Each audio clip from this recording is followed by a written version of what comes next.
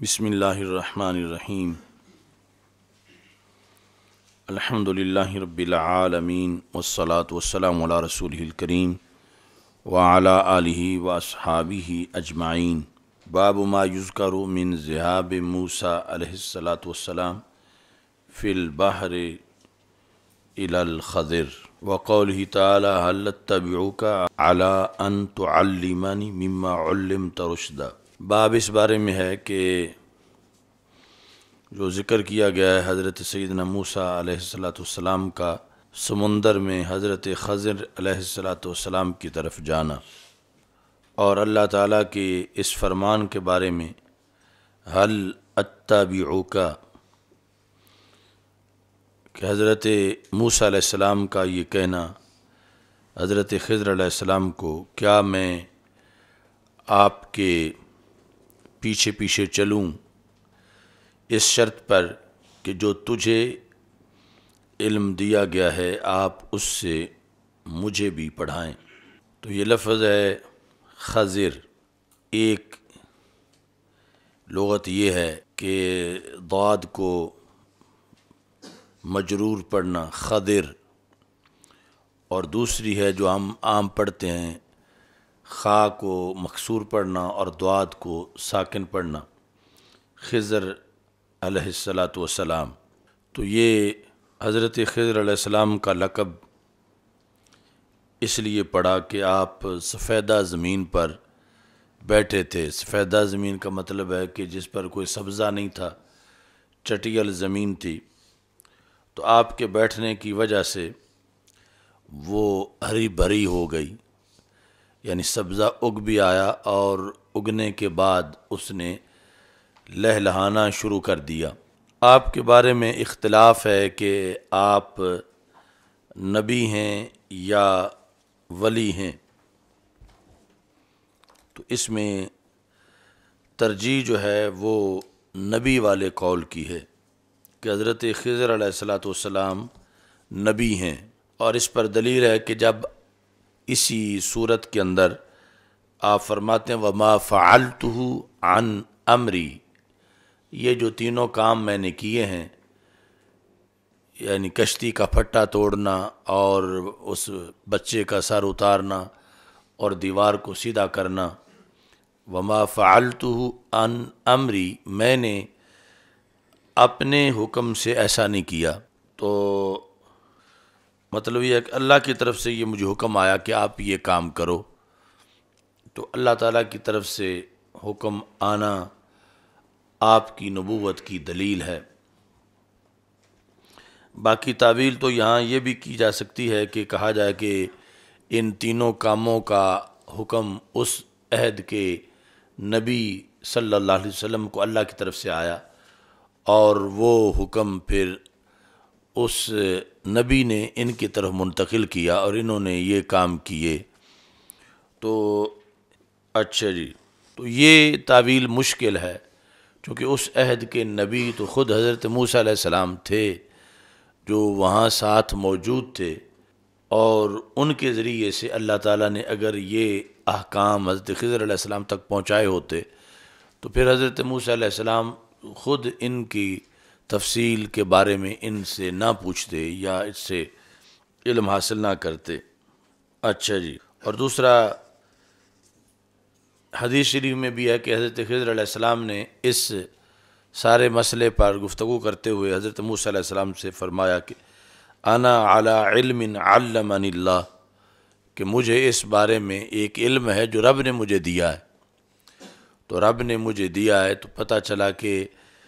درمیان میں اور کوئی واسطہ نہیں ہے کہ کسی نبی کے ذریعے ان تک یہ پہنچا ہو حضرت خضر علیہ السلام تک، تو یہ خود نبی تھے اللہ تعالیٰ کے اور نبی ہیں۔ اچھا جی، اور بعض نے ان کو فرشتہ قرار دیا، تو یہ بالکل خطا قول ہے فرشتہ قرار دینا۔ یہ جو گزشتہ سال کا رمضان کا فہم دین تھا اس میں تفصیلاً ہم نے حضرت خضر علیہ السلام کے احوال کے بارے میں قرآن و سنت سے وہ پورا درس دیا ہے۔ باقی کچھ لوگ جو ہیں وہ آپ کی نبوت پر استدلال اس طرح کرتے ہیں کہ حضرت موسیٰ علیہ السلام نے جب آپ سے پڑھا، اور موسیٰ علیہ السلام بالیقین نبی ہیں، تو پھر آپ بھی نبی ہوں گے کہ آپ سے حضرت موسیٰ علیہ السلام نے پڑھا۔ القاصر الجاری میں اس استدلال کو رد کیا گیا ہے کہ یہ استدلال درست نہیں ہے۔ والاستدلال علی نبوته بتعلم موسیٰ منہ غیر ناہد وذلك ان موسیٰ علیہ الصلاۃ والسلام لم یتعلم منہ من امور الشرع شیئا، کہ حضرت موسیٰ علیہ السلام نے آپ سے شرعی امور میں سے کوئی شے بھی نہیں پڑھی جن کا تعلق ڈائریکٹ شرعی امور کے ساتھ ہو۔ اگرچہ جو کچھ پڑھا ہے وہ کوئی غیر شرعی علم نہیں تھا، لیکن جو شریعت موسیٰ علیہ السلام تھی اس کا کوئی حصہ انہوں نے حضرت خضر علیہ السلام سے حاصل نہیں کیا، کیونکہ حضرت موسیٰ علیہ السلام جو ہیں وہ نبی بھی تھے، اور نبی ہونے کے ساتھ ساتھ رسول بھی تھے، اور پھر جو ہے وہ اولی العزم رسولوں میں سے آپ ایک رسول ہیں، اور آپ کو اللہ تعالیٰ نے تورات دی کہ جس میں ہر شے کا بیان اس وقت کے لحاظ سے موجود تھا۔ تو یہ آپ کا حضرت خضر علیہ السلام کے ساتھ ساتھ جانا یہ ایک آزمائش تھی اللہ کی طرف سے، اور اس کا باعث وہ جملہ تھا کہ جب پوچھا گیا کیا تجھ سے بڑا کوئی علم والا ہے، تو آپ سے جس جملے کا صدور ہوا اس کے نتیجے میں یہ آزمائش جو ہے وہ شروع ہوئی، آگے وہ تفصیل سے آ جائے گا۔ اچھا جی، قال النووی الاکثرون علی انہ حی، ویسے تو جب ہم نبی مان رہے ہیں تو ہر نبی ہی زندہ ہیں۔ ان اللہ حرم علی الارض ان تأکل اجساد الانبیاء فنبی اللہ حی یرزق، یہ حدیث کے لفظ ہیں کہ رسول پاک صلی اللہ علیہ وسلم نے ارشاد فرمایا، یہ اس حدیث کا حصہ ہے جس میں فرمایا کہ اکثر الصلاۃ علیہ یوم الجمعہ فإنہ یوم مشہود، مجھ پر جمعہ کے دن کثرت سے درود شریف پڑھنا، کیونکہ یہ یوم مشہود ہے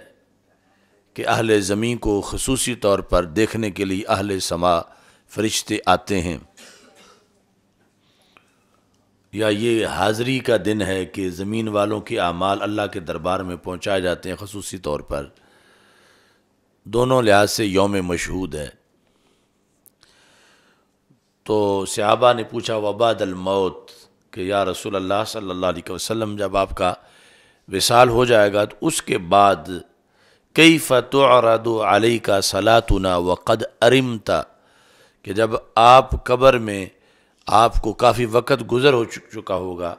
لغوی معنی جب آپ بوسیدہ ہو چکے ہوں گے، باقی آپ کی شان کے لحاظ سے یہ سوال تھا کہ یہ فتح کہ ہم انکار نہیں کرتے کہ آپ پر ہمارا سلام پیش نہیں کیا جائے گا، لیکن ہم کیفیت پوچھتے ہیں کہ کس طرح پیش کیا جائے گا، صرف جسم پر یا صرف روح پر یا جسم اور روح دونوں پر؟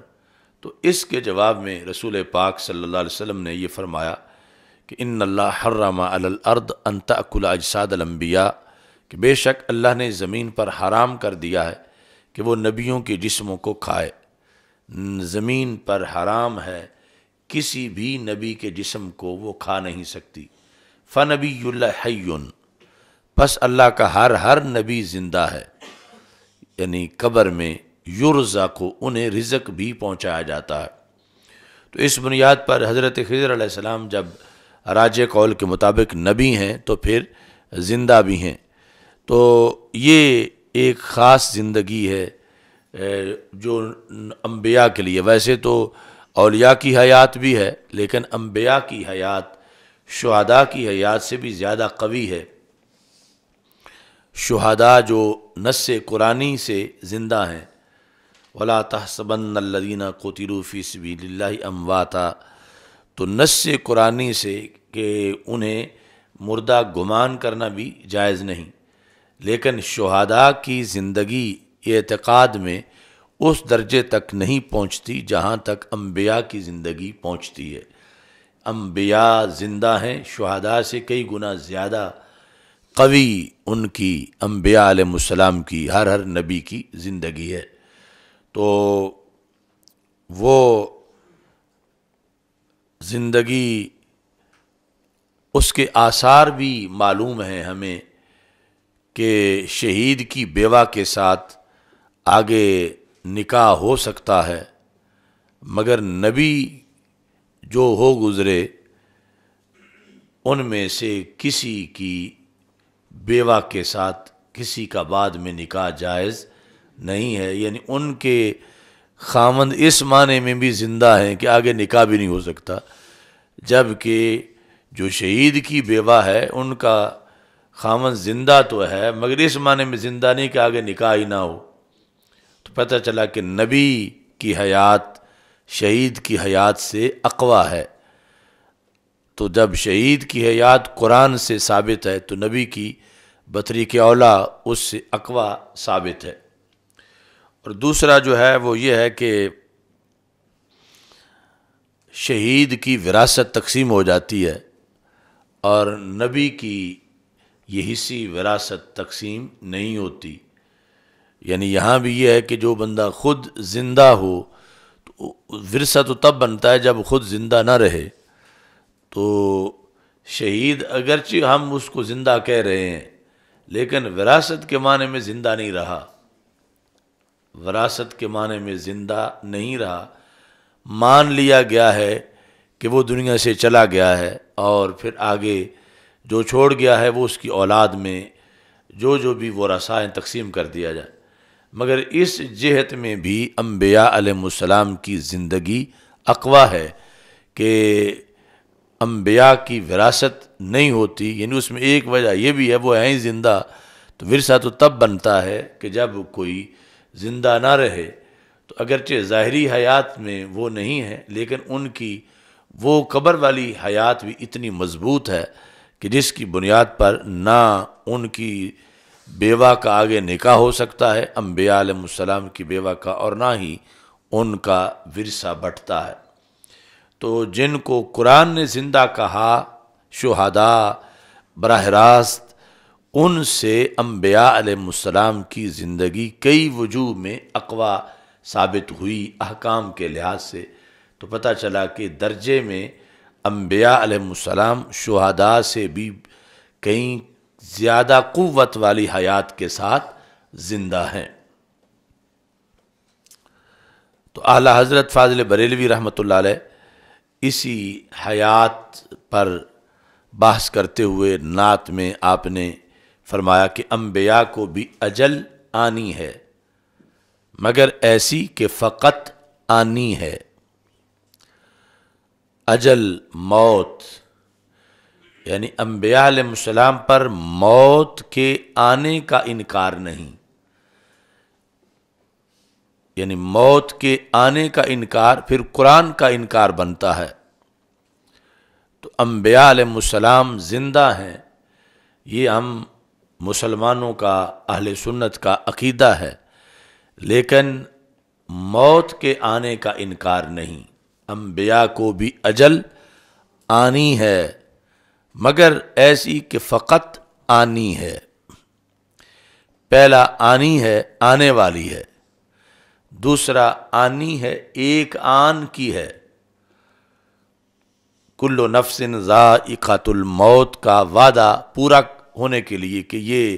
اللہ کا فرمان برحق ہے اور اس کا برحق ہونا ثابت ہو جائے کہ موت یہاں بھی آئی ہے اور کل نفس ذائقۃ الموت کا قانون لاگو ہو گیا ہے، لہذا اس قانون کے مقابلے میں اس سے مستثنیٰ مخلوق میں کوئی نہیں۔ تو انبیاء کو بھی اجل آنی ہے، آنے والی ہے، مگر ایسی کہ فقط آنی ہے۔ اس کو تجنیس کہتے ہیں کہ دو لفظ شکل میں ایک طرح کے نظر آئیں لیکن معنی جدا جدا ہوں. تو آنی ہے آنے والی ہے، آنی ہے ایک آن کی ہے، محض ایک لحظہ کے لیے ہے. انبیاء کو بھی اجل آنی ہے مگر ایسی کہ فقط آنی ہے، اس آن کے بعد ان کی حیات مثل سابق وہی جسمانی ہے. یعنی یہ اعلیٰ حضرت رحمۃ اللہ علیہ کا کمال ہے کہ نعت میں بھی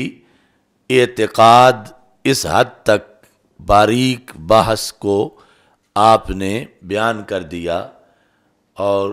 کتنے سوالوں کا جواب بھی دے دیا کہ انبیاء کو بھی اجل آنی ہے. یعنی انبیاء کو زندہ ماننے والے یہ نہیں کہ کل نفس ذائقۃ الموت کا انکار کر رہے ہیں، اس کا انکار نہیں کر رہے. انبیاء کو بھی اجل آنی ہے مگر ایسی کہ فقط آنی ہے، اس آن کے بعد ان کی حیات. اس آن سے مراد کہ جس آن میں اجل آئی ہے، موت آئی ہے، اس آن کے بعد ان کی حیات مثل سابق وہی جسمانی ہے. تو روح تو سب کی زندہ ہے، کوئی بھی ہو، تو ان کا جسم بھی زندہ ہے، مثل سابق وہی جسمانی ہے. اس کی ازواج کو جائز ہے نکاح، اس کا ترکہ بٹے جو فانی ہے. یہ ہے حی ابدی ان کو رضا، اس کی ازواج کو جائز ہے نکاح، اس کا ترکہ بٹے جو فانی ہے. تو یہاں جو فرق ہے شہید کی زندگی سے وہ واضح کیا کہ اس کی ازواج کو جائز ہے نکاح، اس کا ترکہ بٹے جو فانی ہے. یعنی یہ شہید سے بلند درجہ حیات رکھتے ہیں، یہ بقا والے ہیں. شہید اگرچہ زندہ ہے لیکن فنا والا ہے. اس کی ازواج کو جائز ہے نکاح، اس کا ترکہ بٹے جو فانی ہے. یہ ہے حی ابدی ان کو رضا. حی ابدی یعنی اجل مان کے بھی اس کے بعد حی ابدی. تو اجل کے بعد پھر حی ابدی ہے، اجل کے لمحے کا استثناء ہے. یہ ہے حی ابدی ان کو رضا، صدق وعدہ کی قضا مانی ہے. صدق وعدہ کل نفس ذائقۃ الموت، یہ ہے صدق وعدہ، یہاں بھی پایا گیا. صدق وعدہ کی قضا مانی ہے. تو حی بھی ہے ابدی بھی ہیں، لیکن یہ وہ ابدیت ہے جو اس اجل کے لمحے کے بعد ہے. تو اللہ حی قیوم ہے، حی لا یموت ہے، اور انبیاء حی یموت ہیں. حی ہیں مگر موت بھی آئی ہے اور اس کے بعد پھر حیات کو لوٹا دیا گیا ہے، اور وہ موت محض ایک لمحہ کے لیے آئی ہے. ایک لمحہ سے زائد اس کا جو قبضہ نہیں رہ سکا، وہ زائل ہو گئی ہے اور حیات جو ہے وہ باقی ہے. تو نہ تو شرک ہے ان کو زندہ ماننا، چونکہ اللہ تعالی حی لا یموت ہے، اور یہاں حی ہیں لا یموت نہیں ہیں، بلکہ موت آئی ہے. اور پھر آگے یہ جو شہداء ہیں ان سے بھی اقویٰ ہے، اور پھر ثبوت میں بھی شہداء کی حیات سے اقویٰ ہے، اور ان کا ثبوت آیت سے ہے. دو آیات واضح طور پر. تو اس بنیاد پر انبیاء زندہ ہیں، اور نبی اللہ حی کا نعرہ زبان رسالت کا ہے. فنبی اللہ حی، پس اللہ کا نبی زندہ ہوتا ہے. تو یہ سوال کے جواب میں تھا جب صحابہ نے پوچھا وبعد الموت، موت کے بعد کیا عقیدہ رکھیں، تو آپ نے فرمایا کہ موت کے بعد یہ عقیدہ رکھو کہ اللہ کا نبی زندہ ہے، یرزق، ان کو رزق بھی دیا جاتا ہے۔ تو یہ دیوبندیوں کا بھی جو بڑا دھڑا ہے وہ اس حیات کو مانتا ہے، جنہیں حیاتی دیوبندی کہا جاتا ہے، اگرچہ بعض دیگر عقائد میں پھر ہمارا اور ان کا اختلاف ہے، اور مماتی ٹولہ ایک چھوٹا سا ان کے اندر دیوبندیوں میں جو اس حیات کا منکر ہے، اور ہمارے نزدیک حیات حسی، حقیقی، جسمانی کے ساتھ زندہ ہے، حسی، حقیقی، جسمانی کے ساتھ انبیاء علیہ السلام اپنی قبور میں زندہ ہے۔ حضرت شیخ عبدالحق محدث دہلوی رحمۃ اللہ علیہ نے لکھا عاشیات اللمات کے اندر کہ اس مسئلہ میں آج تک کسی کا اختلاف نہیں ہوا، تو پتہ چلا یہ یعنی اختلاف والا گروپ جو ہے وہ اس دور تک دنیا میں کوئی آیا ہی نہیں تھا کہ جو حیات کے اس مسئلہ میں اختلاف کرے، یہ سب بعد کی پیداوار ہیں۔ تو ایک تو حضرت خضر علیہ السلام بحیثیت نبی کے زندہ ہیں، لیکن اس کے علاوہ بھی آپ کی حیات، چونکہ نبی تو دیگر بھی زندہ ہیں، تو قال النووی الاکثرون علی انہ حی وعلیہ اتفاق الصوفیہ، یعنی آپ کا زندہ ہونا عام انبیاء کی زندہ ہونے سے اس میں کچھ فرق ہے کہ آپ کے بارے میں پھر آگے مختلف اقوال ہیں کہ آپ پانی میں رہتے ہیں، اور امام نووی کہتے ہیں وَحَكَایَاتُهُمْ فِي رُؤْيَتِي أَكْثَرُ مِنْ أَنْ تُحْصَى کہ صوفیاء کا حضرت خضر علیہ السلام سے ملنا، اس کی جو حکایات ہیں وہ ان گنت ہیں کہ اس جہان میں وہ حضرت خضر علیہ السلام سے صوفیاء کی جو ملاقاتیں ہوئی ہیں وہ ان گنت ہیں، گننے میں نہیں آتی۔ قلت سمعت اہل الشام، الکوثر الجاری کے مصنف کہتے ہیں میں نے اہل شام سے سنا، وہ کہتے ہیں ان النووی کان یجتمع به فی بستان من البساتین باللیل، کہ امام نووی کی ملاقات حضرت خضر علیہ السلام سے ایک باغ میں ہوا کرتی تھی رات کے وقت۔ وَيُقَالُ إِنَّ الرَّجُلَ الَّذِي يَقْتُلُهُ الدَّجَّالُ ثُمَّ يُحْيِيهِ هُوَ الْخَضِرُ، کہ جس شخص کو دجال قتل کرے گا اور پھر زندہ کرے گا، جو آزمائش ہوگی اس وقت کے لوگوں کی، وہ شخص حضرت خضر علیہ السلام ہوں گے۔ لیکن آگے اس میں یہ انہوں نے کہا کہ یقال، ایک قول ہے واللہ اعلم بحقیقت الحال، اللہ بہتر جانتا ہے حقیقت حال کیا ہے۔ تو یہ حدیث جو ہے آگے حضرت عبداللہ بن عباس رضی اللہ تعالی عنہ سے مروی ہے انہو تمارا ہوا والحر بن قیس بن حسن الفزاری فی صاحب موسیٰ علیہ السلام،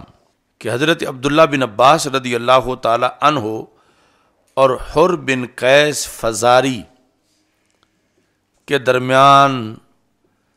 جھگڑا ہو گیا، جس طرح مناظرہ ہو جاتا ہے، بحث ہو جاتی ہے حضرت عبداللہ بن عباس کی اور حضرت حر بن قیس کی۔ یہ فزارہ ایک قبیلہ ہے غطفان کا، اور حر بن قیس جو ہیں یہ بھی صحابی رسول صلی اللہ علیہ وسلم ہیں۔ تو ان کا جھگڑا ہو گیا کس بارے میں؟ فی صاحب موسیٰ، موسیٰ علیہ السلام کے صاحب میں، کہ جو قرآن مجید میں صاحب موسیٰ ہیں وہ کون ہیں، یا موسیٰ علیہ السلام کے قصے میں جو دوسری شخصیت ہیں جن کے پاس موسیٰ علیہ السلام گئے وہ کون ہیں؟ تو حضرت عبداللہ بن عباس رضی اللہ تعالی عنہ آپ نے فرمایا کہ وہ حضرت خضر علیہ السلام ہیں، جبکہ حضرت حر بن قیس اس سے اختلاف کر رہے تھے۔ اتنے میں پاس سے حضرت ابی بن کعب گزرے، تو ابی بن کعب جو ہیں وہ بڑی عمر کے صحابی تھے اور فقہا صحابہ میں سے تھے. حضرت عبداللہ بن عباس رضی اللہ تعالی عنہ اگرچہ علم میں درجہ بہت بلند ہے لیکن چھوٹی عمر کے صحابہ میں سے ہیں کہ جب رسول پاک صلی اللہ علیہ وسلم کا وصال ہوا تو ان کی عمر مبارک ایک روایت کے مطابق 14 سال تھی اور 20 سال تک، یعنی مختلف روایات آتی ہیں. تو پھر یہ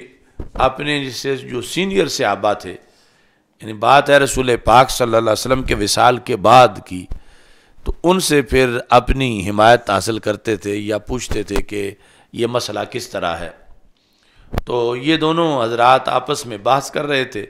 کہ اتنے میں حضرت ابی بن کعب رضی اللہ تعالی عنہما کا وہاں سے گزر ہوا. تو ان کا لقب ہے سید القراء، قاریوں کے سردار، اور حضرت عمر رضی اللہ تعالیٰ عنہ ان کو سید المسلمین کہتے تھے. حضرت ابی بن کعب کو ان کا لقب سید المسلمین، اور جو فقیہ صحابہ ہیں ان میں آپ کا شمار ہوتا ہے. اچھا جی، تو فداہ ابن عباس، تو حضرت عبداللہ بن عباس رضی اللہ تعالی عنہما نے ان کو بلایا، یعنی کچھ فاصلہ تھا درمیان سے جب گزر کے جا رہے تھے تو انہوں نے بلایا. فقال انی تماریت انا و صاحبی ھذا، میں اور میرے یہ دوست جو ہیں حضرت حر بن قیس، ہماری بحث ہو گئی ہے فی صاحب موسیٰ، موسیٰ علیہ الصلاۃ والسلام کے صاحب کے بارے میں. کون صاحب موسیٰ؟ الذی سأل موسیٰ السبیل الی لقیہ، کہ جن سے ملاقات کا موسیٰ علیہ السلام نے سوال کیا تھا. وہ کون تھے صاحب موسیٰ علیہ السلام کے؟ حل سمعت النبی صلی اللہ علیہ وسلم یذکر شأنہ، کیا تم نے رسول پاک صلی اللہ علیہ وسلم کو سنا کہ آپ نے اس کی وضاحت فرمائی ہو؟ تو ہمیں آپ بتا دیں تاکہ جس کے حق میں وہ دلیل ہو اس پر پھر دوسرا بھی اپنا موقف بدل لے. اچھا جی، لقیہ ہی ملاقات. قال نعم، تو حضرت ابی بن کعب رضی اللہ تعالیٰ عنہ نے کہا ہاں میرے پاس اس بارے میں معلومات ہیں. سمعت رسول اللہ صلی اللہ علیہ وسلم یقول، میں نے رسول پاک صلی اللہ علیہ وسلم کو یہ فرماتے سنا اس دوران کہ حضرت موسیٰ علیہ السلام بنی اسرائیل کی ایک جماعت میں بیٹھے ہوئے تھے. بنی اسرائیل کی ایک محفل میں، یعنی چند لوگ بنی اسرائیل کے تھے اور وہاں حضرت موسیٰ علیہ السلام بھی بیٹھے ہوئے تھے. اور مالا جو ہے مراد ہے کہ اس قوم کے بڑے لوگ وہ بیٹھے ہوئے تھے. تو حضرت موسیٰ علیہ السلام نے وہاں پر خطاب کیا اور خطاب بہت بلیغ کیا کہ لوگ خوف خدا میں رونا شروع ہو گئے. جاء رجل، تو ایک بندہ آیا اسی محفل کے دوران، اس نے کہا هل تعلم احدا اعلم منک، کہ اے موسیٰ علیہ السلام کیا آپ اپنے سے بڑا علم والا بھی کوئی جانتے ہیں؟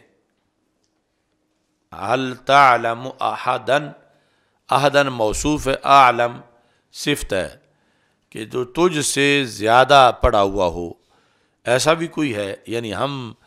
حیران رہ گئے ہیں آپ کے علم پر، کیا آپ سے زیادہ پڑھا ہوا بھی کوئی ہے؟ قال لا، تو حضرت موسیٰ علیہ السلام نے فرمایا کہ نہیں.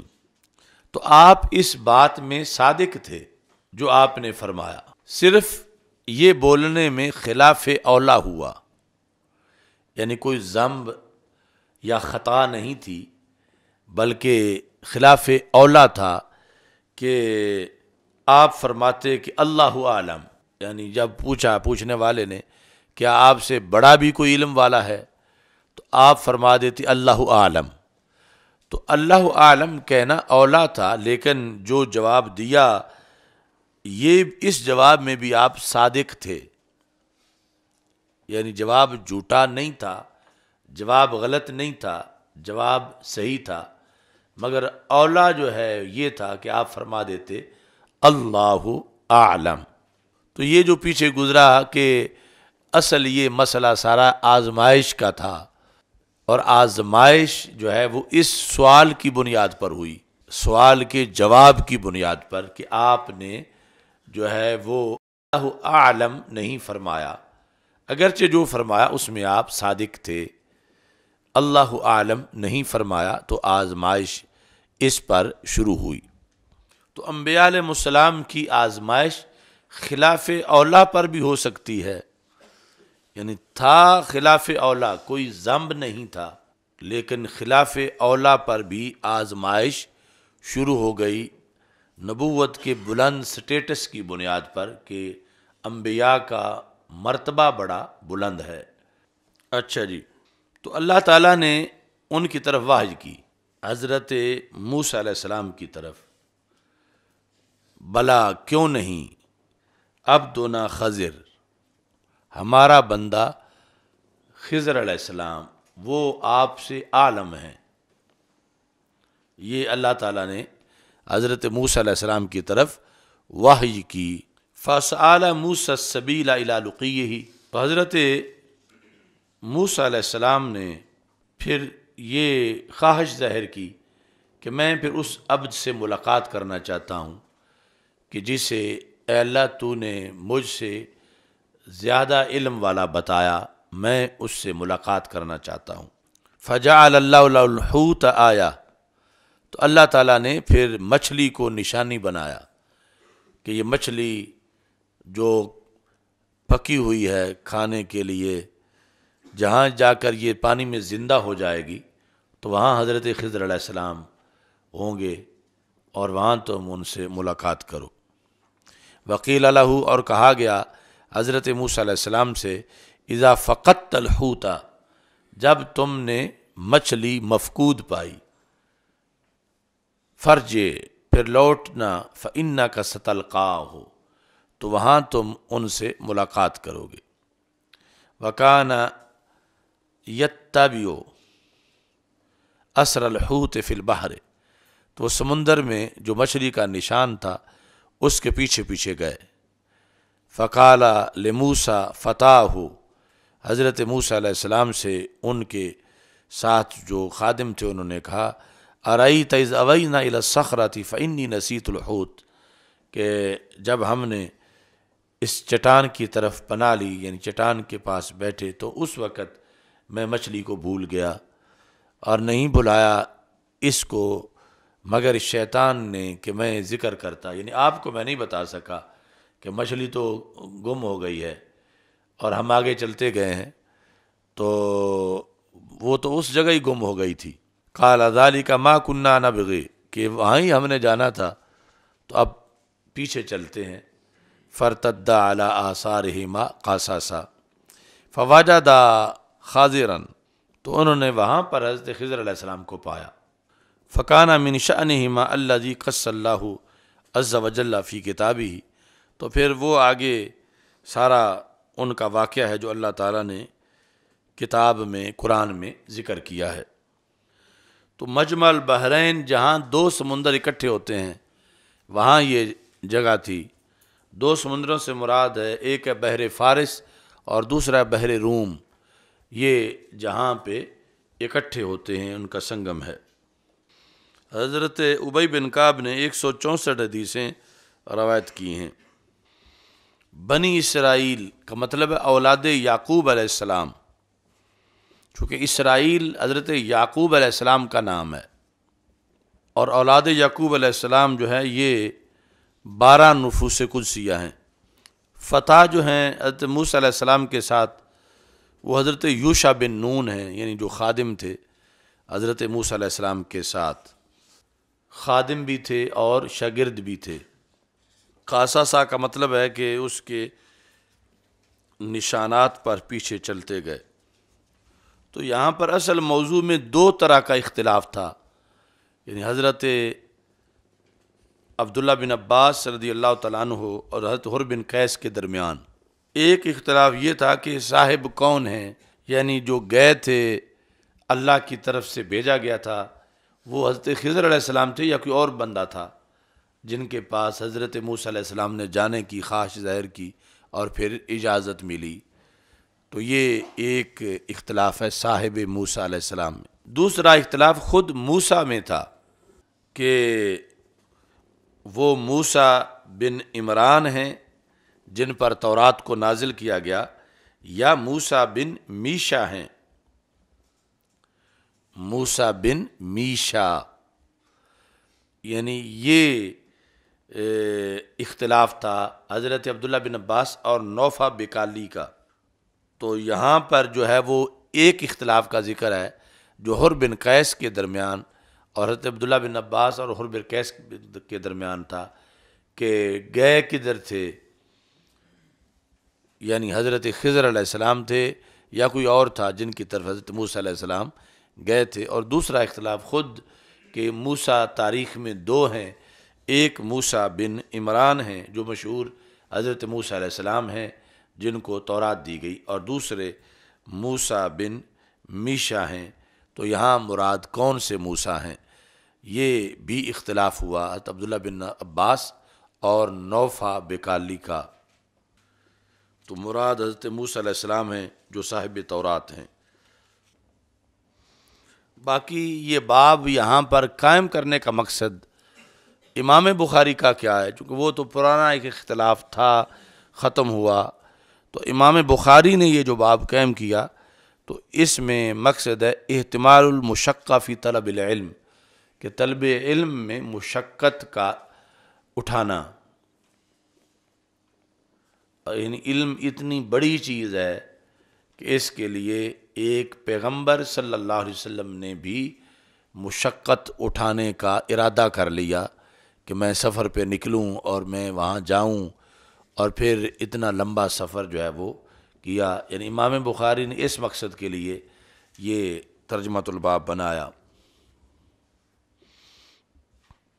دوسرا یہ کہ بندہ کتنے ہی بڑے منصب پہ ہو پھر بھی علم کی تلاش اسے ہونی چاہیے، کہ نبوت سے بڑا کوئی منصب نہیں ہے مخلوق میں، تو اس پر فائز ہونے کے باوجود بھی حضرت موسیٰ علیہ السلام کے لیے طلب علم میں نبوت رکاوٹ نہیں بنی، اور سیادت جو ہے وہ طلب علم میں رکاوٹ نہیں بنی، کہ آپ نے بحر و بر کا سفر کیا علم کے حصول کے لیے۔ تو حر بن قیس بھی جو علماء صحابہ ہیں، یعنی مشہور ان میں سے تھے جن کو حضرت عمر رضی اللہ تعالیٰ عنہ حضرت عبداللہ بن عباس کو بھی اپنی خصوصی شورا میں بٹھاتے تھے اور حضرت حر کو بھی اپنے قریب بٹھاتے تھے ان کی علمی فضیلت کی بنیاد پر۔ تو حدیث سے یہ پتہ چلا کہ مناظرہ جائز ہے، جس طرح ان دو شخصیات کا ہو رہا تھا، اور بلکہ لغوی جو مجادلہ ہے، اصطلاحی مجادلہ نہیں، لغوی مجادلہ وہ بھی جائز ہے، چونکہ لغوی مجادلہ جو ہے وہ تعنت کے بغیر ہو سکتا ہے، اور اس وقت ابھی یہ اصطلاحات نہیں بنی تھی جو بعد میں مکابرہ، مجادلہ اور مناظرہ تھوڑے تھوڑے فرق کے ساتھ جو تعریفیں ہم ان کی کرتے ہیں۔ یعنی علمی بحث اگر اس میں کوئی ذاتی جھگڑا مقصود نہ ہو تو یہ سنت ہے صحابہ رضی اللہ تعالی عنہم کی، جس طرح یہاں پر حضرت حر بن قیس اور حضرت عبداللہ بن عباس رضی اللہ تعالی عنہما کے درمیان یہ ایک علمی بحث جاری تھی۔ اور یہ کہ جب بندے کو پتہ چلے کہ مجھ سے بڑا فلاں عالم موجود ہے تو اس سے مقابلہ نہ کرے، بلکہ اس سے علم حاصل کرنے کا ارادہ کرے اور اس کے لیے عاجزی اختیار کرے۔ آگے اسی باب میں دوبارہ اس حدیث کا ذکر ایک اور ترجمۃ الباب کے تحت بھی آئے گا۔ کرمانی میں کہا کہ قال الشیخ ابن الصلاح جمہور العلماء والصالحین علی انہ حی، کہ جمہور علماء کا یہ حضرت خضر علیہ السلام کے بارے میں نظریہ ہے کہ وہ زندہ ہیں۔ چلو الحمدللہ رب العالمین والعاقبۃ للمتقین۔ اجمعین والصلاۃ والسلام علی رسول کریم استغفر اللہ لا الہ الا اللہ وحدہ لا شریک لہ لہ الملک ولہ الحمد وهو على كل شيء قدير اللهم إنا نعوذ بك من زوال نعمتك وتحول عافيتك وفجاءة نقمتك وجميع سخطك وصلى الله تعالى على حبيب سيدنا مولانا محمد